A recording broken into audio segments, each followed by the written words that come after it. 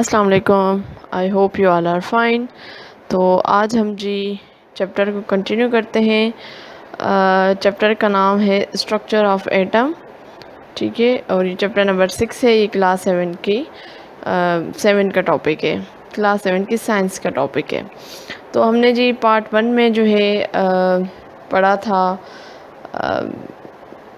Structure of an atom. उसमें हमने सब एटॉमिक पार्टिकल के बारे में पढ़ा था, जिसमें प्रोटॉन, न्यूट्रॉन, इलेक्ट्रॉन था। उसके बाद एटॉमिक नंबर क्या होता है, मास नंबर क्या होता है, वो हमने पढ़ा। उसके बाद हमने जी पीरियोडिक टेबल को देखा, उसमें कॉलम्स और ग्रुप्स क्या होते हैं उनको हमने देखा। ठीक है, पीरियड और ग्रुप्स। और उसके बाद जी आज हम वैलेंसी के बारे में पढ़ेंगे। वीडियो कल इस वजह से नहीं आई थी क्योंकि रमज़ान का आखिरी अशरा स्टार्ट हो चुका है, तो ये 10 दिन थोड़ी सी वीडियो कम अपलोड होंगी ज़रूर, लेकिन कम होंगी क्योंकि ज़्यादा से ज़्यादा वक्त हमें इबादत में देना चाहिए। पता नहीं अगले साल ये हमें मौका मिले या ना मिले, तो इस वजह से कल मैंने कोई वीडियो अपलोड नहीं की थी, ना मैंने रिकॉर्ड की थी। तो अपलोड करूँगी लेकिन कम। ठीक है जी। तो दुआओं में जितनी हो सके दुआएं करें और दुआओं में मुझे भी याद रखें।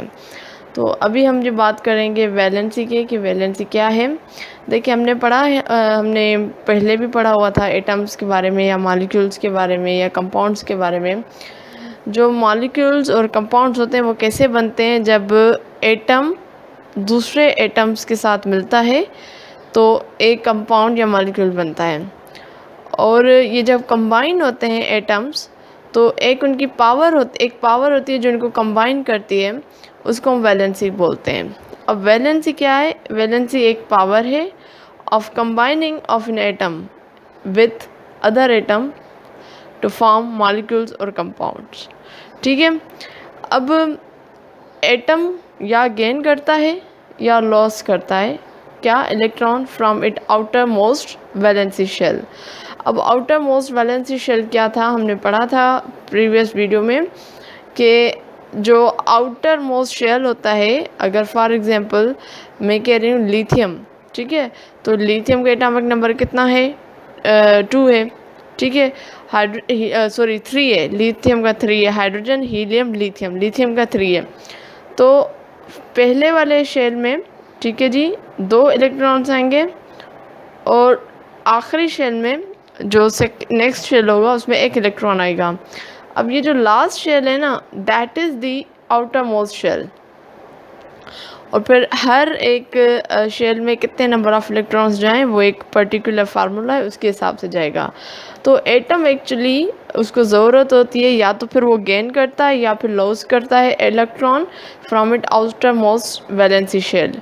ठीक है, और फिर उस तरीके से क्या होता है, वो गेन करे या लॉस करे, इस तरीके से कंप्लीट करता है वो अपना आउटर मोस्ट शेल। ठीक है, आउटर मोस्ट शेल वो उस तरीके से फिर कंप्लीट करता है। ठीक है। सो नोबल गैसेस अगर हम पीरियोडिक टेबल में देखें, तो मैं अगर वापस पीरियोडिक टेबल जाऊं, तो ये जो लेफ़्ट टू राइट, ठीक है, लेफ़्ट टू राइट की तरफ जब हम जाएंगे तो एंड में जो 10 वाला होगा वो आपके नोबल गैसेस हैं। ठीक है, तो ये हम आगे पढ़ेंगे इनको। तो ये जो टेंडेंसी होती है लूज या gain an electron is also called valency, इसको भी वैलेंसी कहा जाता है। ठीक है, तो यहाँ पे दो तरीक़ों से हमने समझने की कोशिश की वैलेंसी क्या है। एक तो ये है कि जिस तरीके से वो लूज और गेन कर रहा है इलेक्ट्रॉन को to complete its outer most shell, that tendency is called the valency. या फिर valency is the power of combining atoms with other atoms from molecule और कंपाउंड। ठीक है, अब इसी चीज़ को थोड़ा इन्होंने एग्जाम्पल से समझाने की कोशिश की है। अच्छा, अब ये कह रहे हैं कि ये सोडियम है, ठीक है, ये सोडियम है, तो उसकी has a valency of 1 because it has tendency to lose 1 electron from its valency shell. अब ये जो सोडियम है ना, सोडियम में इसका देखें ये के शेल है, इस के शेल में 2 इलेक्ट्रॉन्स जाएंगे। और जो नेक्स्ट शेल है उसमें कितने जाएंगे, उसमें ये आ रहे हैं 1 2 3 4 5 6 7 8 गए, ठीक है। और लास्ट वाले में कितना आ गया है 1, क्योंकि सोडियम का जो एटॉमिक नंबर है वो 11 है, ठीक है। अब देखें एक फार्मूला होता है इसको करने का कि एक शेल में कितना आ जाए, तो 2n², ये फार्मूला होता है। अगर मैं कह रही हूँ कि नंबर 1 शेल में कितना आ जाए, तो n की जगह मतलब नंबर ऑफ शेल तो 1, इसको करेंगे, ठीक है, ये 1 ही होगा और ये 2 1 ज़ा 2, तो मतलब 1 शेल में 2 ही इलेक्ट्रॉन जाएंगे, ठीक है। अगर मैं यहीं पे इसी को ही मैं सेकंड शेल में देखूं कि सेकंड शेल में कितने जाएंगे, तो सेकंड शेल है तो नंबर 2 लिखूंगी n की जगह पे, और ये हो जाएगा 2 2 ज़ा 4 और 2 4 ज़ा 8, मतलब सेकंड शेल में 8 जाएंगे। इसी तरीके से आप थर्ड शेल भी देखेंगे। तो अब आप देखें जो थर्ड शेल है which is the m shell, उसमें एक ही इलेक्ट्रॉन गया है बिकॉज बचा ही एक है। अब और क्लोरीन देखें, अगर हम क्लोरीन, ठीक है, अब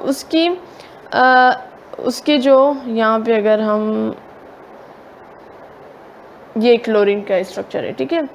अगर हम क्लोरीन के स्ट्रक्चर में आ जाएं तो क्लोरीन के K शेल में 2 हैं ऑब्वियसली, उसके L शेल में कितने हैं 8 हैं, ठीक है। बाकी कितने बचे 1 2 3 4 5 6 7 बचे, तो 7 इसमें आ गए, ठीक है। इस तरीके से क्लोरीन का जो है वो पूरा बन गया। अब इस हिसाब से अगर हम देखें तो ये 8 और 10 11 11 12 13 14 15 16 17 18, तो क्लोरीन का जो एटॉमिक नंबर होता है वो 17 है, नॉट 18, 17 होता है। तो इस हिसाब से जो K शेल है उसमें 2 गए इलेक्ट्रॉन्स, फिर सेकंड शेल में 8 गए, तो ये 10 हो गए, बाकी कितने बचे 7, वो M शेल में चले गए। अब एक शेल को कंप्लीट होने के लिए 8 दरकार है ना नंबर ऑफ इलेक्ट्रॉन, और यहाँ पे कितना है, सोडियम में 1 है, ठीक है, और इस शेल में आउटर मोस्ट शेल में 7 है। तो अब ये क्या करेगा कि जो क्लोरीन है उसमें ये टेंडेंसी है कि वो गेन करे 1 इलेक्ट्रॉन, ठीक है। तो फिर ये जो सोडियम वाला है ये इस तरफ चला जाएगा, ठीक है। तो इस तरीके से ये मिलेंगे और ये यहाँ पे क्लोरीन का शेल कंप्लीट हो जाएगा और इस तरीके से ये सोडियम क्लोराइड बन जाएगा, ठीक है। और ये जो अभी मैंने थोड़ी देर पहले फार्मूला डिस्कस किया था वो ये है, ठीक। और यहाँ पे आप देखें कि किस तरीके से ये, जैसे नंबर ऑफ शेल बढ़ते जाएंगे आपका number maximum number of electrons भी बढ़ते जाएंगे। अब हम बात करते हैं आयंस की। देखें जो एटम है वो नेचुरल है, ठीक है, सॉरी नेचुरल है, न्यूट्रल है, ठीक है, वो न्यूट्रल होता है। लेकिन जब एटम या मॉलिक्यूल जब कैरी करता है कोई भी इलेक्ट्रिक चार्जेस, अब किस वजह से, ड्यू टू गेन और लॉस, जब वो गेन करे या लॉस करे उसकी वजह से उसमें इलेक्ट्रिक चार्जेस आ जाए, ठीक है, उसको हम कहते हैं आयंस, ठीक है। जब वो गेन करे या लॉस करे इलेक्ट्रॉन को, उसकी वजह से उसमें इलेक्ट्रिक चार्जेस आ जाए, वो कैरी करे कोई भी एटम या मॉलिक्यूल, इसको हम कहेंगे आयंस। अब एटम जो लूज करता है ना इलेक्ट्रॉन, वो पॉजिटिवली चार्ज आ जाता है, और जो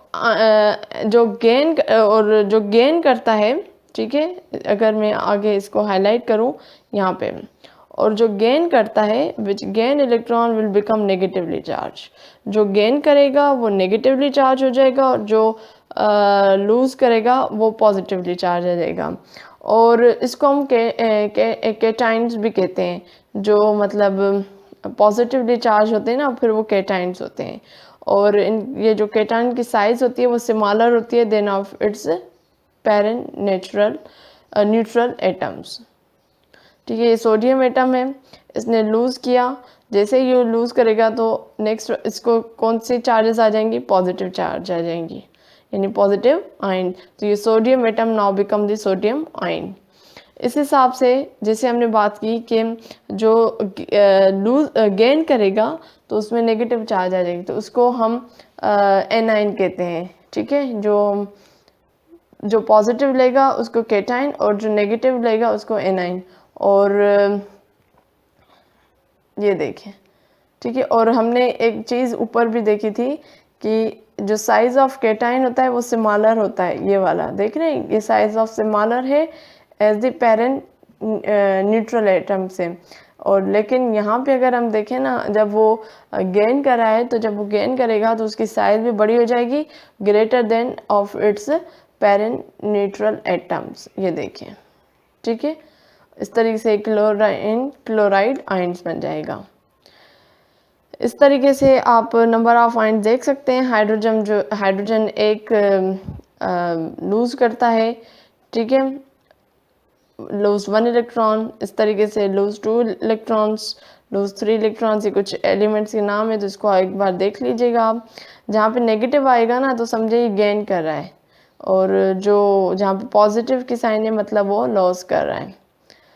उसके बाद देखें और क्या, आइसोटोप्स की अब बात हो रही है।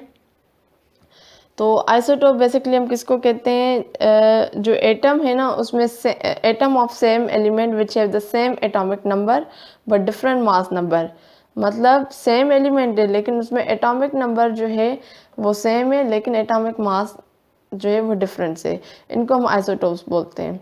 जैसे ये देखें, ये भी हाइड्रोजन, ठीक है, ये भी हाइड्रोजन, ये हाइड्रोजन के आइसोटोप्स है। अब इनके एटॉमिक नंबर देखें सेम ही है लेकिन इनके एटॉमिक मास क्या हो रहे हैं, डिफरेंट हो रहे हैं, तो इनको हम कहते हैं जी आइसोटोप्स। और बाकी तो इनका तरीका वही है जो हमने पीछे पढ़ा था कि element, symbol, atomic number, atomic mass, ठीक है। और इस हिसाब से अगर हम यहाँ पे देखें, ये जो इनके नाम होते हैं आइसोटोप्स के, जो पहला वाला था जिसमें एटॉमिक नंबर भी 1, एटॉमिक मास भी 1, इसको हम प्रोटियम कहते हैं। नंबर 2 जिसमें एटॉमिक नंबर 1 है, एटॉमिक मास 2 है, उसको हम ड्यूट्रियम कहते हैं। और जिसमें एटॉमिक नंबर 1, एटॉमिक मास 3, उसको हम ट्राइट्रियम बोलते हैं, ठीक है। अब प्रोटियम में देखें जिसमें एटॉमिक नंबर 1, एटॉमिक मास 1, तो उसमें प्रोटॉन होता है, न्यूट्रॉन नहीं है। लेकिन जब ड्यूट्रियम की तरफ आते हैं तो उसमें एक प्रोटॉन है, एक न्यूट्रॉन है। और जब ट्राइट्रियम की तरफ आ रहे हैं तो एक प्रोटॉन और 2 न्यूट्रॉन है। इस वजह से ये इसका जो एटॉमिक मास है वो 3 बन रहा है। सही है जी। और अब यहाँ पे इन्होंने कुछ आइसोटोप्स ऑफ कार्बन बताए हैं, जिसमें आप देख सकते हैं किस तरीके से एटॉमिक नंबर तो सेम है लेकिन एटॉमिक मास क्या है, डिफरेंट है। तो ये बस चीज़ें थोड़ी सी आपको याद रखनी पड़ेंगी। इसमें भी यही होगा कि नंबर ऑफ न्यूट्रॉन्स जो हैं वो ज़्यादा होते हैं, प्रोटॉन्स तो सेम ही होंगे लेकिन इसमें जो नंबर ऑफ न्यूट्रॉन्स जो है वो ज़्यादा होते हैं। इसको थोड़ा सा आप देख लीजिए। बाकी अब हम देखते हैं आइसोटोप्स यूज़ कहाँ पे होते हैं। तो कॉपर है, ये वेरियस डिजीज़ वगैरह में डायग्नोज करने में हेल्प करता है, जिसमें एक विल्सन्स डिजीज़ है जो हेरिडिटरी डिसऑर्डर है, और ये आइसोटोप हेल्प करता है detection of copper retention in the body. Copper isotope is used to kill cancer cell by particular type of treatment known as a radiotherapy. तो रेडियोथेरापी में basically copper isotopes का इस्तेमाल होता है, जिसमें जो कैंसर के सेल्स हैं उनको ख़त्म करने में ये हेल्प करता है। उसके बाद जी गैलियम है, ये सारे आइसोटोप्स की बात हो रही है और इनके कहाँ पे ये फ़ायदेमंद है। तो गैलियम है, ये प्रोलॉन्ग इन्फेक्शंस या कैंसर सेल्स होते हैं उनको आइडेंटिफाई करने में या डिटेक्ट करने में हेल्प करता है। 3 है कोबाल्ट, ये रेडियोथेरापी में काम आता है और जो कैंसर सेल्स हैं उनको रोकने में भी हेल्प करता है। आयरन की बात हो रही है तो ये used in studies of iron metabolism and proper function of red blood cells, जिसको हम RBCs बोलते हैं, उसमें उसके बारे में जब स्टडीज़ वगैरह करते हैं तो वहाँ पे ये आयरन का यूज़ होता है। आयोडीन जो है वो भी थायराइड ग्लैंड को डायग्नोज वगैरह करने में हेल्प करता है। अब ये जितने भी हमने पढ़े थे ये सारे मेडिसिन्स में इनका इस्तेमाल था आइसोटोप्स में। अब बात करते हैं हम यही आइसोटोप्स इन एग्रीकल्चर। तो नाइट्रोजन आपको पता है कि ये ऑर्गेनिक एंड इनऑर्गेनिक फर्टिलाइज़र्स के तौर पे काम होता है। फास्फोरस भी आपका यूज़ होता है एग्रीकल्चर में। कार्बन को अगर हम देखें तो ये बायोकेमिकल पाथवे है प्लांट्स में, जिसके थ्रू जो है एज ऑफ मतलब estimation of the age of fossils की कितना इनको टाइम हुआ है। लीड जो है वो मतलब बताते हैं कि accumulate rate of the pollutant layer of soil, यानी कितने पुराने जो हैं ये पोल्यूटेंट्स लेयर मिट्टी की लेयर पे पड़े हुए हैं। उसके बाद आयरन कॉपर एंड कोबाल्ट, ये quantitatively the micronutrient Uptake by plant, उसमें ये यूज़ होते हैं। अब हम बात करते हैं मॉलिक्यूल्स की। मॉलिक्यूल्स तब बनते हैं जब दो या दो से ज़्यादा सेम या डिफरेंट एटम्स मिलते हैं केमिकली, तो आपका मॉलिक्यूल बनता है। अब सम मॉलिक्यूल मीन्स कुछ मॉलिक्यूल्स हैं जिसमें दो एटम्स मौजूद होते हैं सेम एलिमेंट, या कुछ ऐसे होते हैं जैसे वाटर है या मीथेन है जिसमें डिफरेंट एटम्स मौजूद होते हैं। तो अगर हम थोड़ा सा देखें सेम एलिमेंट्स मतलब सेम एलिमेंट्स के एटम्स कैसे, जैसे O2 है, Cl2 है, और डिफरेंट एलिमेंट्स ऑफ एटम जिसमें H2O वाटर का आ गया या मीथेन CH4, देखिए डिफरेंट इसमें जो है एलिमेंट्स यूज़ हो रहे हैं। कंपाउंड जो है ये भी दो या दो से ज़्यादा डिफरेंट एलिमेंट्स मिलकर बनते हैं जिसमें H2 है, कार्बन डाइऑक्साइड है, मीथेन है, और ये हम पहले पढ़ चुके हैं, आई गेस ये सारी रिपीटेशन हो रही है। केमिकल फार्मूला क्या होता है, ये सिंबलिक रिप्रेजेंटेशन होती है उन मॉलिक्यूल्स या कंपाउंड की, इसको हम केमिकल फार्मूला कहते हैं। इसमें जो है एलिमेंट्स के सिंबल्स होते हैं और फिर बताते हैं कि कितने नंबर ऑफ पर्टिकुलर एलिमेंट मौजूद है। जैसे हाइड्रोजन है H2O, तो हाइड्रोजन के 2 एटम्स यूज़ हो रहे हैं और ऑक्सीजन का 8 एटम यूज़ हो रहा है। तो इस तरीके से ये केमिकल फार्मूला बनता है। इसी तरीके से सोडियम क्लोराइड का फार्मूला है जिसमें सोडियम एंड क्लोरीन है, और सोडियम का भी एक ही है, क्लोरीन का भी एक ही है, ठीक है। और इसमें जो है आपको रेशियो भी पता चल जाता है। जैसे अगर हम CO2 का देखें तो कार्बन का 1 है, ऑक्सीजन का 2 है, तो इसका बनेगा 1:2, ठीक। और क्या है जी, बस यही है इसका ओवरऑल, ठीक है जी। इसको आप थोड़ा सा रिव्यू कर लीजिएगा। बाकी फार्मूले हैं, आपने थोड़े से इसको लिख लेने, जो इम्पोर्टेंट मैं लिस्ट शेयर कर दूंगी आप लोगों के साथ कि कौन से इंपॉर्टेंट फार्मूले हैं जिनके हम लिख कर रख दें, रट्टा लगा लें, याद कर लें, उनकी बेसिक चीज़ें हमें पता होनी चाहिए, ठीक है, ताकि फिर जो है चीज़ें हमें आसान हो जाएं। और बाकी ये जितना आप पढ़ेंगे उतना आपको फ़ायदा होगा, सेल्फ़ स्टडी भी ज़रूरी है, ठीक है जी। उम्मीद है आपको वीडियो अच्छी लगी होगी। अगर अच्छी लगी है लाइक करें, कमेंट करें, दूसरों के साथ ज़रूर शेयर करें, मुझे अपनी दुआ में याद रखें। अब हाज़िर होंगी मैं नेक्स्ट वीडियो में, तब तक मुझे दीजिए इजाज़त। अल्लाह हाफ़िज़।